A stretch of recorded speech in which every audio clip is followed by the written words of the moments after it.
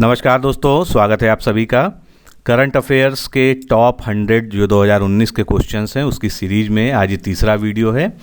आज इस सीरीज में हम लोग 25 क्वेश्चंस को सॉल्व करेंगे, 25 एमसीक्यूज़ को। आप इसे एक क्विज़ की तरह भी सॉल्व कर सकते हैं और बाद में अपना स्कोर बता सकते हैं कि आपने जो है कितने क्वेश्चंस को सही किया है। तो चलिए स्टार्ट करते हैं। पहला क्वेश्चन देखते हैं। पहला क्वेश्चन हमारे सामने है, अगस्त 2019 में किस देश द्वारा नई मिसाइल रक्षा प्रणाली बावर 373 का अनावरण किया गया है? तो ये नई मिसाइल रक्षा प्रणाली बावर 373 किस देश ने लॉन्च की है? ईरान ने। इसका बी ऑप्शन सही होगा। ईरान द्वारा बावर 373 का अनावरण किया गया है। ये ईरान का पहला घरेलू स्तर पर निर्मित लंबी दूरी की मिसाइल रक्षा प्रणाली है जिसने देश के मिसाइल रक्षा नेटवर्क में शामिल किया गया है। और ये कैसी मिसाइल है? सतह से हवा में मार करने वाली पूरी तरह से सक्षम मिसाइल है। इस प्रणाली का अनावरण ईरान के राष्ट्रीय रक्षा उद्योग दिवस के अवसर पर किया गया और इसकी जो रेंज है वो क्या है? 200 किलोमीटर से अधिक की दूरी सीमा के साथ लंबी दूरी यह मिसाइल प्रणाली ईरान के भूगोल के अनुकूल है और 400 किलोमीटर दूर से ड्रोन्स और मिसाइलों का पता लगाने में भी ये सक्षम है। अगला प्रश्न, अगस्त 2019 में नई दिल्ली में रक्षा उद्योग गोलमेज, जिसका नाम क्या दिया गया था? मेक इन इंडिया के तहत जो है इसकी अध्यक्षता किसने की थी? तो रक्षा उद्योग गोलमेज सम्मेलन जो है इसकी अध्यक्षता राजनाथ सिंह ने की थी। राजनाथ सिंह कौन है? देश के रक्षा मंत्री हैं और इसका आयोजन कहाँ पर हुआ था? नई दिल्ली में हुआ था। ये दो प्रमुख बातें हैं। इसका आयोजन जो किया गया था वो रक्षा उत्पादन विभाग, रक्षा मंत्रालय के द्वारा किया गया था और इसका आयोजन का मुख्य उद्देश्य निवेश को आकर्षित करना, उद्योग की चिंताओं को दूर करना और रक्षा क्षेत्र में इनोवेशंस यानी नवाचारों को बढ़ावा देना है। रक्षा मंत्रालय द्वारा इस क्षेत्र में प्रत्यक्ष विदेशी निवेश को बढ़ावा देने के लिए इस तरह के कदम उठाए जा रहे हैं।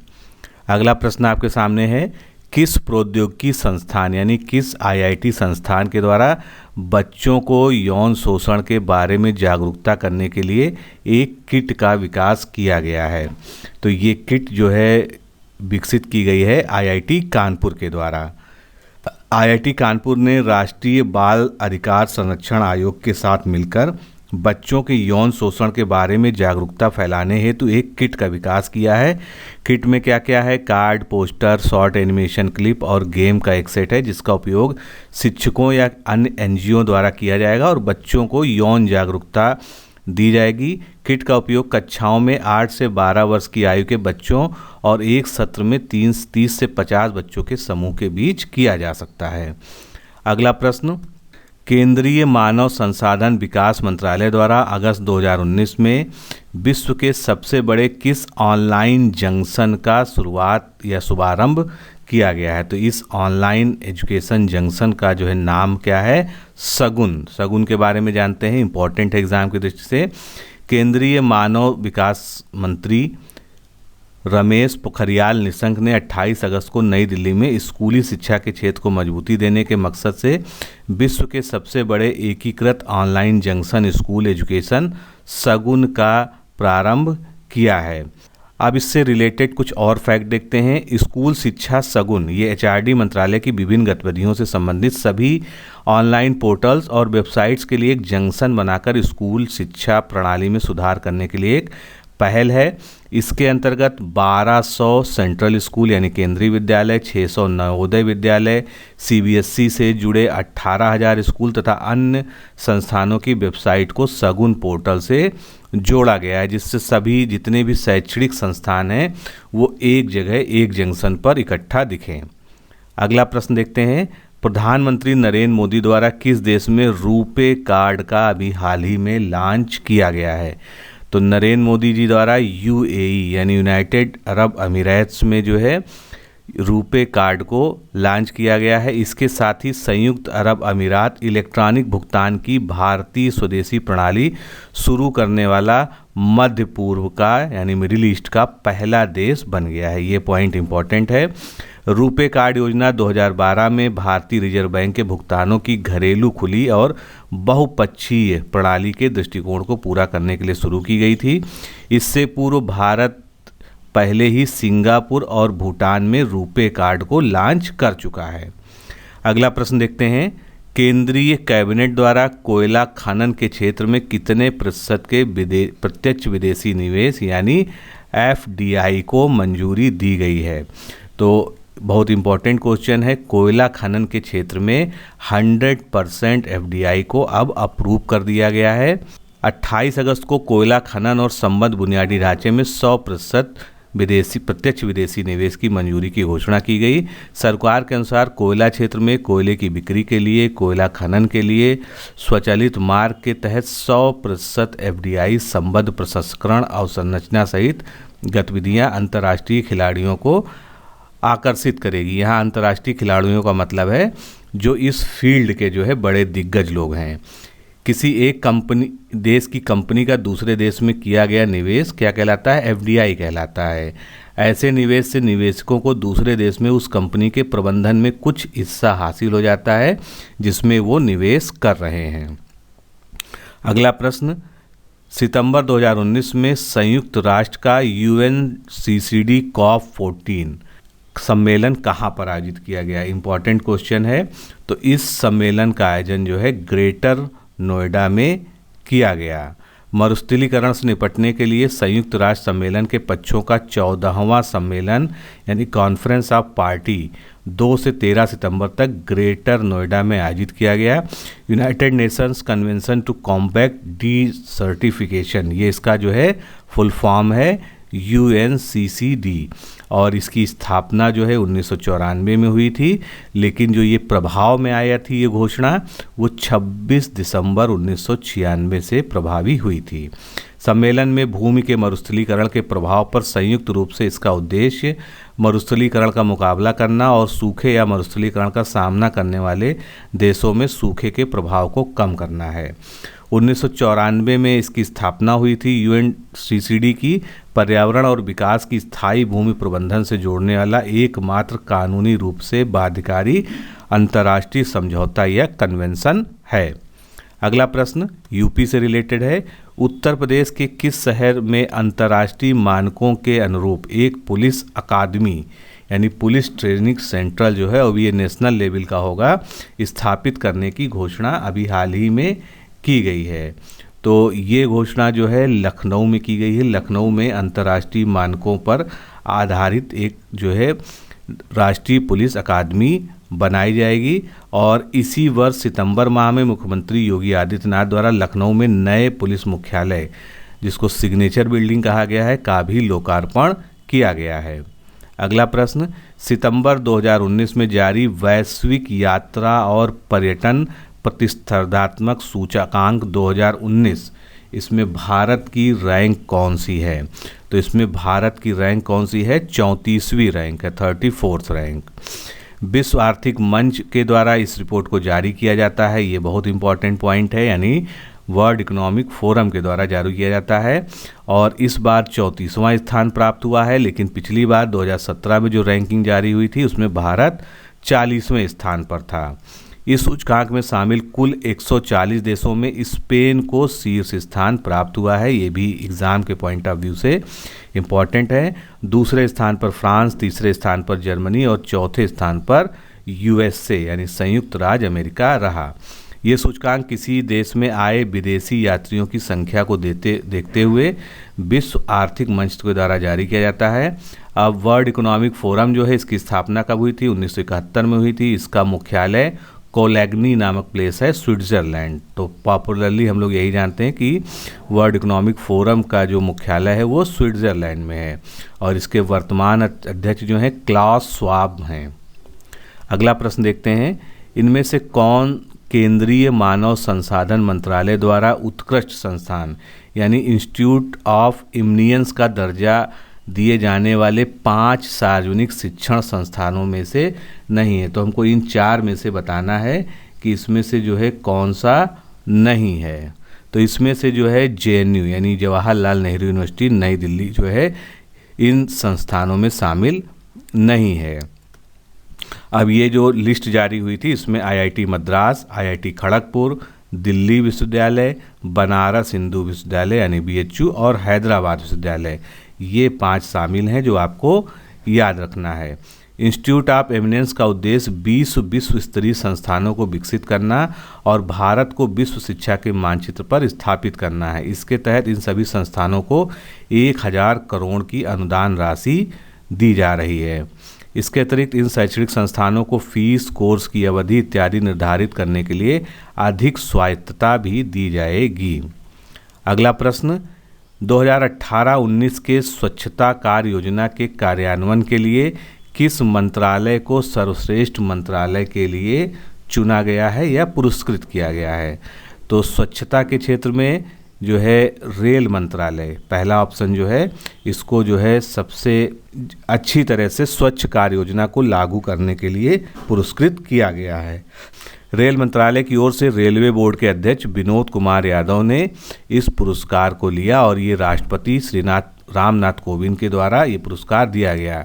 इसके अतिरिक्त स्वच्छ भारत मिशन पहल के तहत छत्रपति शिवाजी महाराज टर्मिनस को मुंबई को सर्वश्रेष्ठ स्वच्छता प्रतिष्ठित स्थान पुरस्कार भी दिया गया।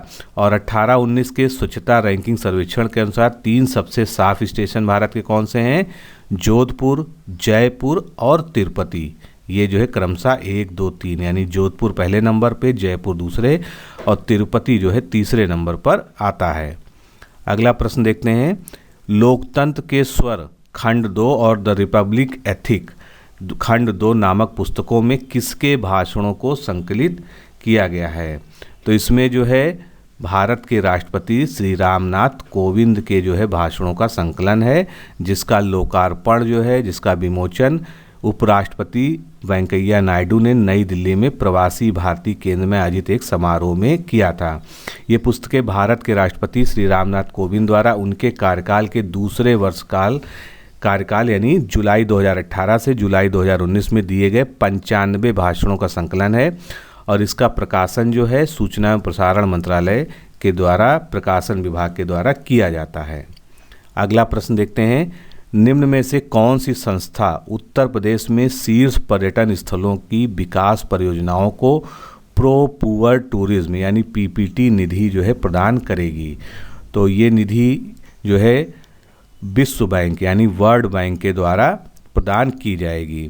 विश्व बैंक उत्तर प्रदेश में आगरा और ब्रज मथुरा क्षेत्रों के शीर्ष पर्यटन स्थलों में $527 मिलियन से अधिक की विकास योजनाओं के लिए प्रो पुअर टूरिज्म निधि देगा। इस परियोजना की कुल लागत का 70% जो है वर्ल्ड बैंक के द्वारा और 30% जो है उत्तर प्रदेश सरकार के द्वारा वहन किया जाएगा। अब ये प्रो पुअर टूरिज्म क्या है? एक समग्र पर्यटन अवधारणा है जिसका उद्देश्य क्षेत्र के आर्थिक और सांस्कृतिक पहलुओं के माध्यम से चयनित पर्यटन केंद्रों की परिधि में गरीबी का उन्मूलन करना है। यानी पर्यटन को बढ़ावा देने से उस क्षेत्र की जो है गरीबी कम होगी। विश्व बैंक की स्थापना 1945 में हुई थी। इसका मुख्यालय वाशिंगटन यूएसए में है। अगला प्रश्न, केंद्र सरकार की किस योजना ने सितंबर 2019 में समय से पूर्व ही अपना निर्धारित लक्ष्य पूरा कर लिया है? तो ये उपलब्धि हासिल की है उज्ज्वला योजना ने। सरकार ने उज्ज्वला योजना का निर्धारित लक्ष्य समय से 7 महीने पहले ही 7 सितंबर 2019 को हासिल कर लिया है। सरकार ने उज्ज्वला योजना के तहत मार्च 2020 तक 8 करोड़ एलपीजी गैस कनेक्शन देने का लक्ष्य रखा था। प्रधानमंत्री ने महाराष्ट्र के औरंगाबाद में आयशा शेख रफीक को 8 करोड़वां एलपीजी कनेक्शन देकर इसे पूरा किया है। प्रधानमंत्री उज्ज्वला योजना के अंतर्गत गरीब महिलाओं को मुफ्त एलपीजी गैस कनेक्शन दिया जाता है और इस योजना की जो शुरुआत हुई थी वो 1 मई 2016 को हुई थी। अगला प्रश्न देखते हैं, किस टेलीस्कोप निर्माता टीम को ऑस्कर ऑफ साइंस दिया गया? यानी कौन सी टेलीस्कोप बनाने के लिए उसको जो है ऑस्कर ऑफ साइंस प्रदान किया गया है? तो इवेंट होराइजन टेलीस्कोप बनाने वाली कंपनी संस्था को जो है ऑस्कर ऑफ साइंस प्रदान किया गया। इवेंट होराइजन टेलीस्कोप में शामिल विश्व के 347 वैज्ञानिकों को ब्रेक थ्रू इन फंडामेंटल फिजिक्स, जिसे ऑस्कर ऑफ साइंस के नाम से जाना जाता है, पुरस्कार से सम्मानित किया गया। ये पुरस्कार वैज्ञानिकों द्वारा पहली बार किसी ब्लैक होल की तस्वीर प्राप्त करने के लिए दिया गया है, जिसे अप्रैल 2019 में प्रकाशित किया गया था। पुरस्कार स्वरूप इन वैज्ञानिकों को $3 मिलियन की राशि प्रदान की गई है। अगला प्रश्न देखते हैं, किस एशियाई देश को सितंबर 2019 में एवियन इन्फ्लुएंजा, जिसे बर्ड फ्लू भी कहते हैं, से मुक्त घोषित किया गया? तो ये बहुत अच्छी खबर है भारत के लिए। भारत को जो है एवियन इन्फ्लुएंजा या बर्ड फ्लू से मुक्त घोषित किया गया है। हाल ही में OIE यानी World Organisation for Animal Health के द्वारा 3 सितंबर 2019 को भारत को एवियन इन्फ्लुएंजा जो H5N1 वायरस से होता है, इससे मुक्त घोषित कर दिया गया है। ये एक भयंकर संक्रामक रोग होता है जो मुख्य रूप से पालतू चिकन, बत्तख, टर्की इत्यादि को प्रभावित करता है। ये वायरस इंसानों को भी प्रभावित करता है। मनुष्य में H5N1 संक्रमण के लक्षणों में बुखार, खांसी और गंभीर निमोनिया शामिल है। अब ये OIE यानी जो World Organisation for Animal Health है, इसका हेडक्वार्टर कहाँ है? पेरिस में है, फ्रांस में। इसमें कितने सदस्य देश हैं? 182 देश हैं और इसकी स्थापना 1924 में की गई थी। अगला प्रश्न, दिलीप ट्रॉफी 2019-20 का खिताब किसने जीता है? तो दिलीप ट्रॉफी 19-20 जो है, इसका खिताब जो है इंडिया रेड टीम के द्वारा जीता गया है। बेंगलुरु के N चिन्नास्वामी स्टेडियम क्रिकेट में खेले गए फाइनल मैच में इंडिया रेड की टीम ने ग्रीन इंडिया को 1 पारी और 38 रनों के अंतर से हराकर दिलीप ट्रॉफी अपने नाम कर लिया है। विजेता टीम इंडिया रेड की कप्तानी किसने की? प्रियांक पंचाल ने की। इसका कप्तान भी याद रखिएगा। दिलीप ट्रॉफी एक प्रथम श्रेणी का घरेलू क्रिकेट प्रतियोगिता है जो कि भारत की भौगोलिक क्षेत्रों का प्रतिनिधित्व करने वाली टीमों के बीच प्रत्येक वर्ष आयोजित होता है। अगला प्रश्न, भारत की पहली अंतर्राष्ट्रीय पेट्रोलियम पाइपलाइन का उद्घाटन भारत और किस देश के मध्य किया गया? तो भारत की पहली अंतर्राष्ट्रीय पेट्रोलियम पाइपलाइन जो है भारत और नेपाल के मध्य स्थापित हुई है, जिसका भी हाल ही में 10 सितंबर 2019 को उद्घाटन हुआ है। नरेंद्र मोदी जी ने और नेपाल के प्रधानमंत्री KP शर्मा ओली ने संयुक्त रूप से बिहार के मोतिहारी और नेपाल के अमलेखगंज के बीच क्रॉस बॉर्डर पेट्रोलियम उत्पादों की पाइपलाइन का उद्घाटन किया। इसकी लंबाई 69 किलोमीटर है और इसका निर्माण जो है भारत के द्वारा किया गया है। ये भारत की पहली ट्रांसनेशनल पेट्रोलियम पाइपलाइन है तथा दक्षिण एशिया का पहला तेल पाइपलाइन कॉरिडोर है। ये पाइपलाइन नेपाल को पेट्रोलियम उत्पादों की सुगम, लागत प्रभावी और पर्यावरण के अनुकूल आपूर्ति सुनिश्चित करेगी। नेपाल के राष्ट्रपति विंध्या देवी भंडारी हैं और नेपाल की मुद्रा नेपाली रुपया है। अगला प्रश्न, नागरिक उड्डयन मंत्रालय द्वारा कहाँ पर देश का पहला हेलीकॉप्टर सम्मेलन आयोजित हुआ?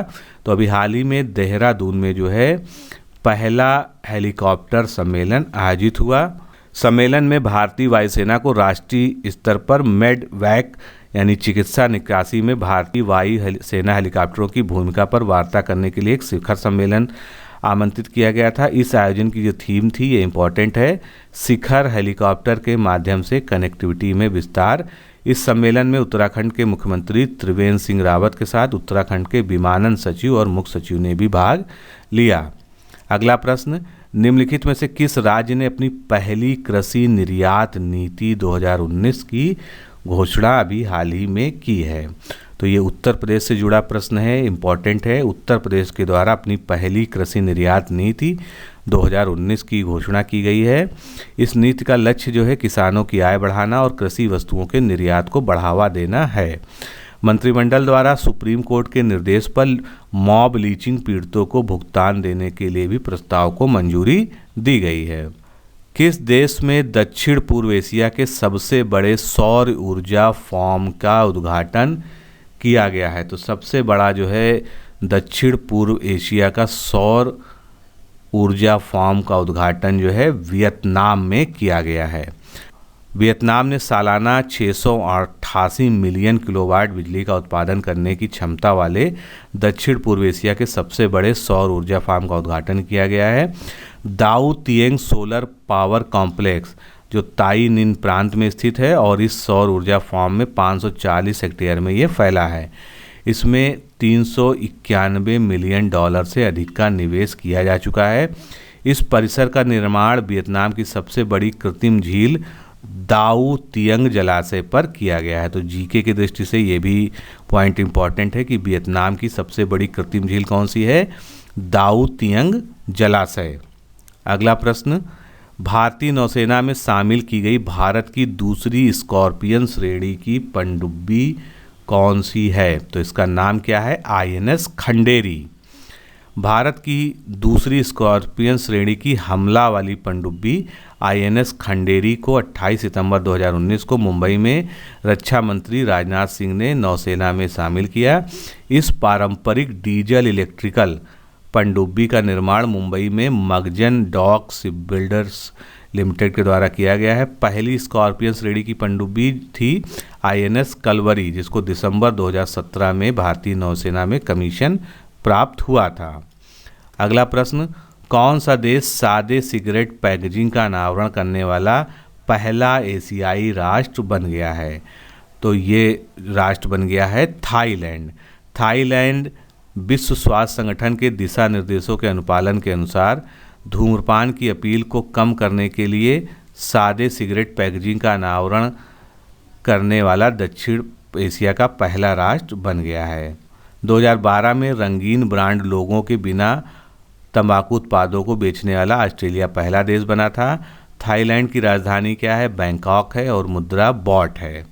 अगला प्रश्न, संयुक्त अरब अमीरात यानी UAE ने किस भारतीय राजदूत को first class order of the जायद सेकंड पुरस्कार से सम्मान किया है? तो ये भारतीय राजदूत कौन है? नवदीप सिंह सूरी। ये पुरस्कार उनके कार्यकाल के दौरान भारत और संयुक्त अरब अमीरात के बीच मैत्रीपूर्ण संबंधों के विकास और मजबूती प्रदान करने में उनके योगदान को मान्यता देने के लिए दिया गया है। ये किसी भी राजनयिक को दिए जाने वाला एक दुर्लभ सम्मान है। अगला प्रश्न, सरकार द्वारा किस नवीनतम सेवा के पहले बैच को ग्रुप A की सेवाओं में शामिल किया गया है? तो ग्रुप A की सेवाओं में अब जो है इंडियन स्किल डेवलपमेंट सर्विसेज को भी शामिल कर लिया गया है, जिसमें ग्रुप A में 263 अखिल भारतीय पद हैं। ये सेवा विशेष रूप से कौशल विकास और उद्यमिता मंत्रालय के प्रशिक्षण निदेशालय के लिए बनाई गई है। तो दोस्तों, इस तरह से आज हमने टोटल 75 क्वेश्चंस पूरे कर लिए हैं और इस सीरीज में आज की हमने 25 क्वेश्चंस को पूरा किया है। नेक्स्ट वीडियो में हम फिर 25 क्वेश्चंस को देखेंगे। तो आज के लिए इतना ही। नमस्कार, धन्यवाद।